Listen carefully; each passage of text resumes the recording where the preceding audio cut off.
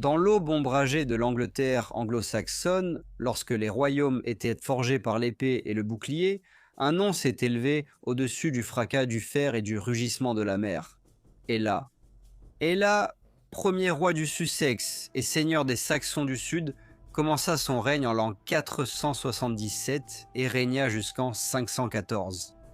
À une époque où la Grande-Bretagne tremblait entre la lumière déclinante de Rome et la tempête montante des Saxons, il s'est imposé comme un conquérant, un chef de guerre et un fondateur de royaume. Des siècles plus tard, le grand chroniqueur du 8e siècle, Bède, se souviendrait de lui non seulement comme d'un roi, mais aussi comme d'un souverain doté de l'impérium, un homme qui exerçait la suzeraineté sur d'autres royaumes anglo-saxons. À la fin du 9e siècle, la chronique anglo-saxonne irait encore plus loin, le désignant comme le premier. Bret Bretwalda, le souverain de la Grande-Bretagne, un titre réservé à ceux dont le pouvoir dépassait les frontières et dont la volonté façonnait le destin du pays. Bède énumère 7 rois qui ont exercé une telle suprématie. Aella est le premier d'entre eux.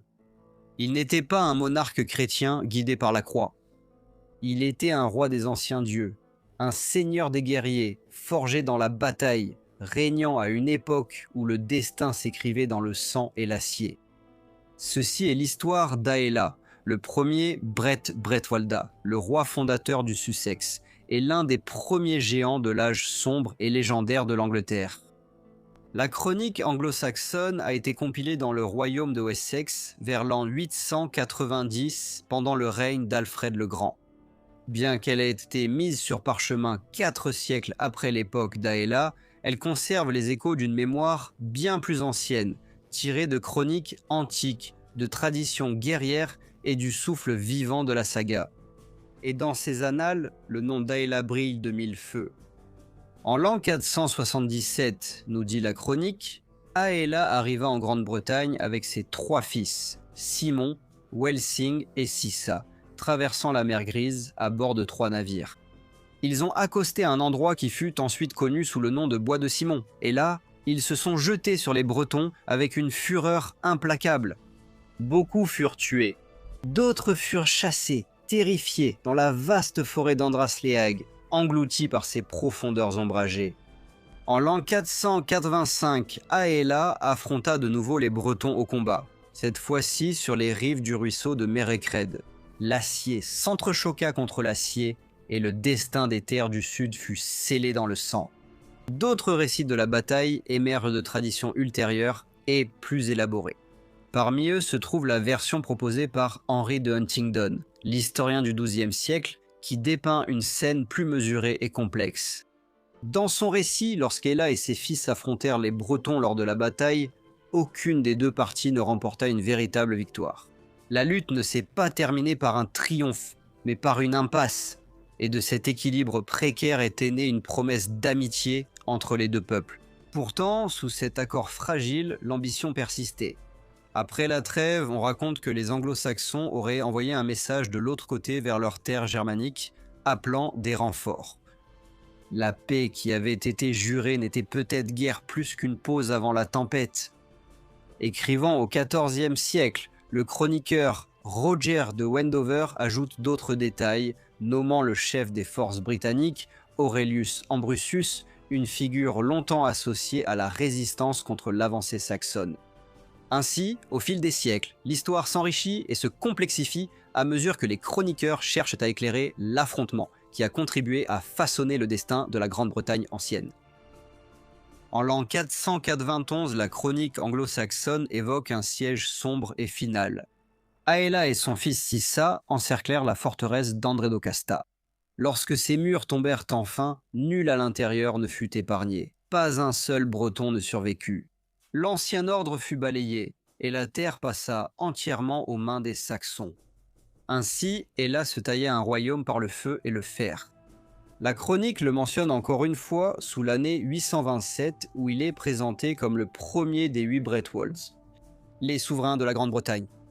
Ce titre, d'abord mentionné par Bède, puis élargi pour inclure Egbert de Wessex, désignait ces rois dont l'autorité surpassait toutes les autres, des suzerains dont le pouvoir projetait de longues ombres sur le pays.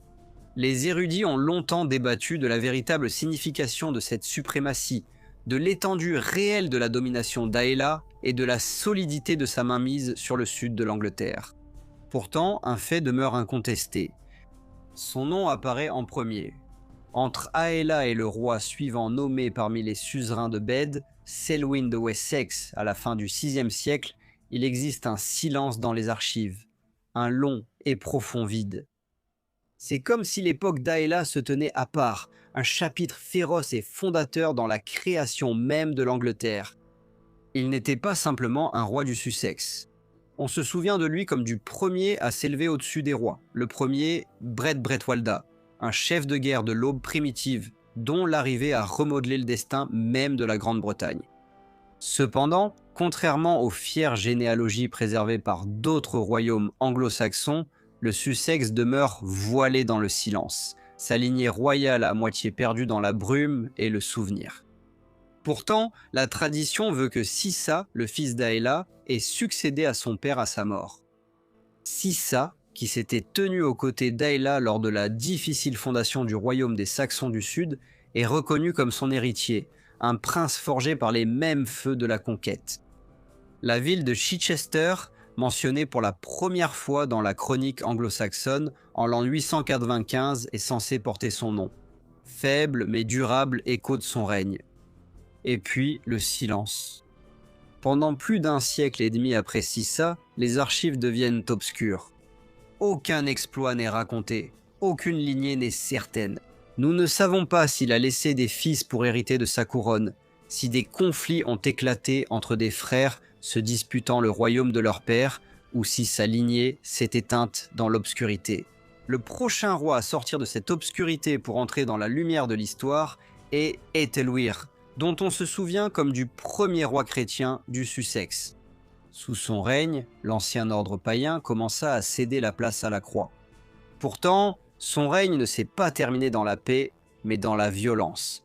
Vers l'an 685, il fut tué lors d'une invasion menée par Cétoila, le farouche prince saxon de l'Ouest qui allait bientôt revendiquer le trône du Wessex.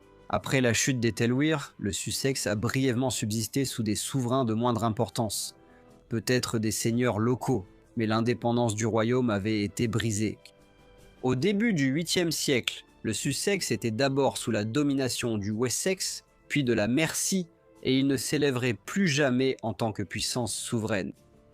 Ainsi, bien que des hommes aient porté plus tard le titre de roi dans le Sussex, Æthelwîr est probablement considéré comme le dernier véritable souverain indépendant des Saxons du Sud, avant que leur royaume ne soit absorbé par des royaumes plus puissants. Et au-dessus de tous, dominant à l'aube de leur histoire, se dresse Aela. Lui seul brille d'une renommée intacte, le premier Bret Bretwalda, le chef de guerre qui a taillé un royaume sur une terre disputée, le conquérant qui a combattu les Bretons alors que l'Angleterre elle-même était encore en train de naître. Pourtant, la véritable mesure de sa grandeur nous échappe, perdue dans la longue nuit entre la mémoire et le mythe. Je tiens à adresser un immense merci à tous mes membres. Votre contribution est précieuse pour la continuité de la chaîne et je vous en remercie infiniment. Un remerciement tout particulier à John Seitz et Stéphanie Hasson. J'espère que vous avez tous apprécié la vidéo. Si c'est le cas, n'oubliez pas de liker, de vous abonner et de partager. Et je vous retrouve très bientôt pour une autre vidéo de History Profile.